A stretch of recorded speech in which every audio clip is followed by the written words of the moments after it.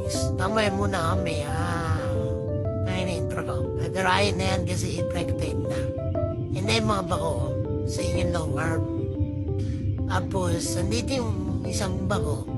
Si Ryan, nag-overheat.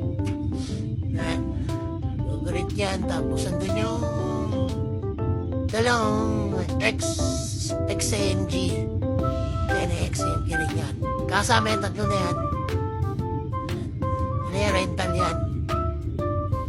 Bale, na side na yung Raptor Crane na roller blade na ginagawa nila. Kabulbul yung public.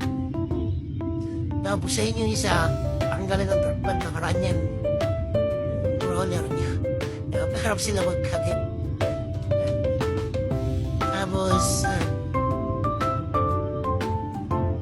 Tapos guys, ayan. Ayan nga, trabaho natin. Maulan niya, maulan naman.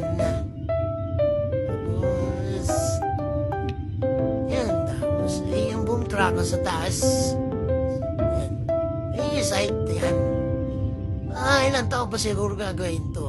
Abutin pa siguro dalawang taon to. Tapos sunod na project na ito guys, ito susunod na project ay dyan sa may dito sa may Benobaliches Expressway. Ang sunod na project. 2 o'clock yan, no? Ganyan. 2 o'clock yan. Wow. Wala akong masabi dito.